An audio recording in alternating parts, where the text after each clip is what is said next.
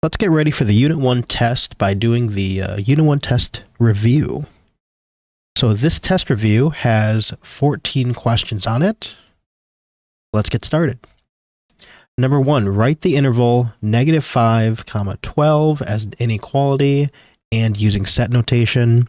Worth noting here, I've got a square bracket on -5, so I'm including -5, but I've got a parentheses on 12, so that means I'm not including 12. So as an inequality, that means I want to write this as -5 is less than or equal to, because of the square bracket, I'm including -5, x less than 12. So the less than here, not less than or equal to 12, is because I'm not going to include 12 in part of my interval here. Set notation. Well, inequalities and set notations, they're basically the same here, so I'm just going to copy and paste. -5 less than or equal to x less than 12. The only difference, I have to do the set of x such that. All right, what about this? -5 less than or equal to x less than 2. Set notation, copy, paste, because these two are basically the same. -5 less than or equal to x less than 2. Here I'm going to say the set of x such that. And then for interval notation, I simply put the end values here, -5 and 2. So -5, 2. And I'm including -5 because of the less than or equal to. So a square bracket will go here.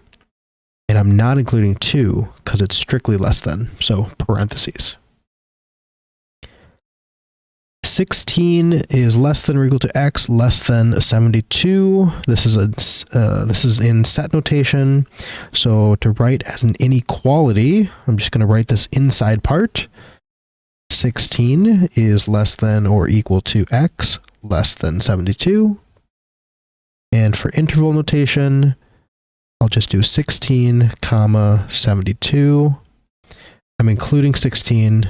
I'm not including 72. So square bracket here and parentheses here. All right, using the graph below for problems 4 through 7, assume the graph continues beyond the window. What is the domain? What is the range? On what interval is this increasing? And on what interval is this decreasing? So I'm assuming this goes beyond the window. So I'm going to draw a little arrow right here, a little arrow right here. And remember, if I'm looking at the x values left to right, negative infinity is going to be out here, and positive infinity is going to be out here. So what is the domain of the function? Well, there's nothing stopping me from going to the left, and there's nothing stopping me from going to the right. So without any restrictions here, I would say that this is all reals. Another way to write this is I could say the set of x such that negative infinity is less than x less than positive infinity. What about the range? Well, okay, for the range, negative infinity is down here and positive infinity is up here. So there's nothing stopping me from continuing going downward, but it does reach the highest value of 4 here. So y has to be less than or equal to 4. So I could say the set of y such that y is less than or equal to 4. On what interval is the function increasing? So from left to right, I'm only looking at the x values now. So let's get rid of these two here. From left to right, I am going up, up, up, up, up from negative infinity until 0. So I'm going to say negative infinity to 0, like so. And then on what interval is the function decreasing? From 0, I start going back down, and I'll continue to go down pretty much forever here. So 0 to positive infinity.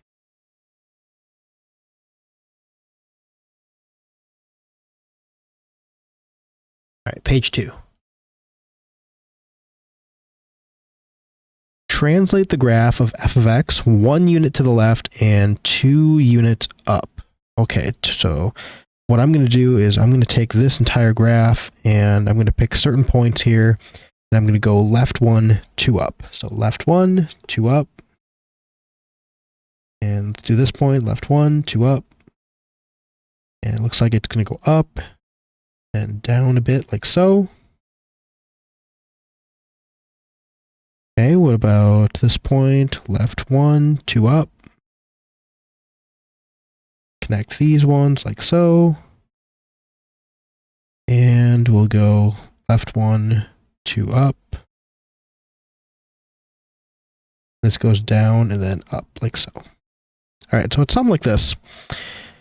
Find the equation of the new function g of x that we just did in terms of f of x. So I know I went to the left 1. We're tempted to say that this is f of x minus 1 because we're going to the left, but it's actually f of x plus 1. Remember, horizontal changes are kind of the opposite of what I would normally think. And then plus 2, let's do a plus 2 at the end here. Number 9. Stretch the graph of f of x vertically by a factor of 2. So all of these points here need to have the height doubled, essentially. So at 0, these are going to remain 0. So if I double 0, it's still 0. And what I'm going to do is find this point, which is the highest point, and I'm going to bring this up from 2 to 4. And then I'm just going to try and make a nice curve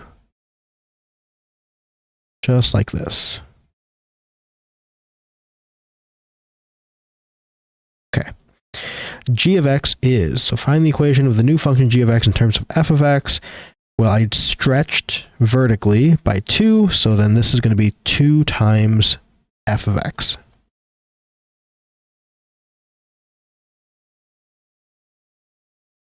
Number 10, find the inverse f inverse of x for the given function f of x. All right, I've got negative 4x minus 3. So I've got 3 steps. First, change f of x to y. So y equals negative 4x minus 3. Then step 2, which is going to have multiple smaller steps in here, is to solve for x. So let's do that. Let's add 3 to both sides.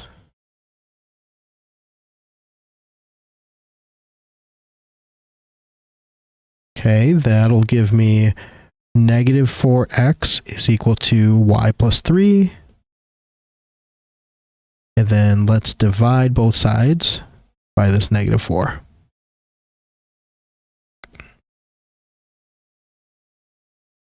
All right, let's go up here. X equals.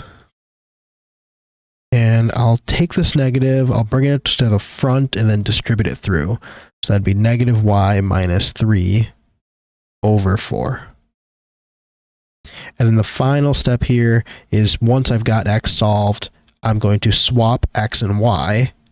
So y equals negative x minus 3 over 4, which then, since this is my inverse of f, I can say f inverse of x is negative x minus 3 over 4. All right, this one, same steps. Let's change this. Y equals 4/5 x plus 7. Solve for x. So subtract 7 from both sides.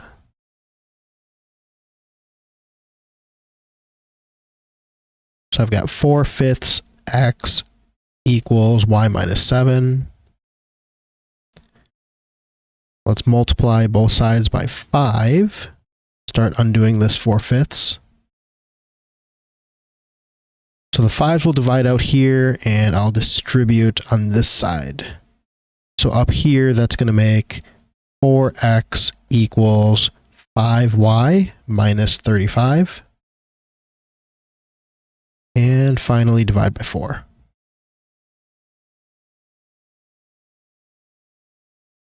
So x equals 5y minus 35 over 4.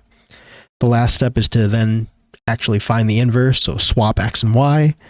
Y equals 5x minus 35 over 4, which then, because this is f of x, f inverse of x, 5x minus 35 over 4. All right, just a few more. Show that the functions y equals 3x minus 9 and y equals 1/3 x plus 9 are inverses using function composition.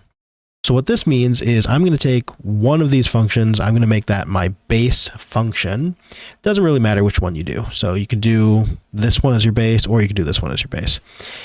But what you're going to do then is then take the other function and plug that into your base function.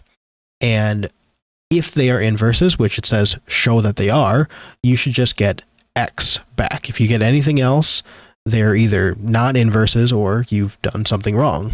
Since this says they have to be inverses, we know that we should get just x back. So let's try this out. Let's use this as our base here. 3x minus 9. And I'm going to plug in 1/3 x plus 3 in for x right here. So this whole thing gets plugged in right here. So 3 times 1/3 x plus 3. And I still have minus 9 here. Distribute the 3. 3 times 1/3, that's going to be 1. So it's just x here. Plus 9 minus 9. And of course, 9 minus 9 is going to go to 0. So I'm left with just x, showing that they are inverses. Last two problems are solving absolute value equations algebraically. So for these I've got 3 steps. I've got isolate, split, solve. I'm going to isolate the absolute value. I'm going to split into a disjunction, and then I'm going to solve. All right, let's start. Subtract 1 from both sides here.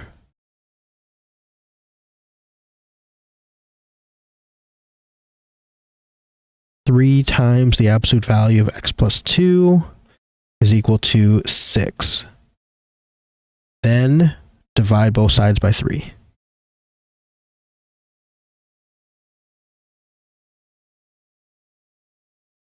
So I've got the absolute value of x plus 2 is equal to 6 divided by 3 is 2. So since this is a positive answer, I know that when I split this, I'm going to get 2 possible solutions. So I'm going to split this. The first one is going to be x plus 2 equals 2, basically writing the exact same thing, just without the absolute value symbols. And I'm going to have or x plus 2 equals negative 2. All right, solving these, subtract 2 from both sides. Do that here as well.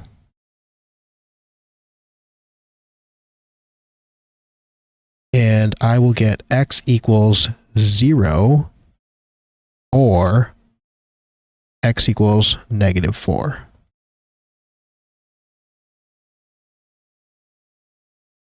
Okay, and then this one here, isolate, split, solve. So isolate the absolute value. Let's subtract 3 from both sides.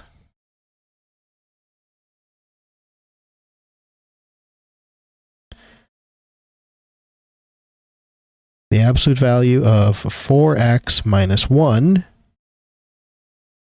is equal to 2 minus 3 is negative 1. And I'm going to stop here because when I had this absolute value equals 2, a positive number, I knew that I was going to have 2 solutions. If you have an absolute value equals 0 when you isolate it, then you know it's going to be 1 solution. However, when you have the absolute value equals a negative number, in this case negative 1, I know that there are going to be 0 solutions, or I could say no solution.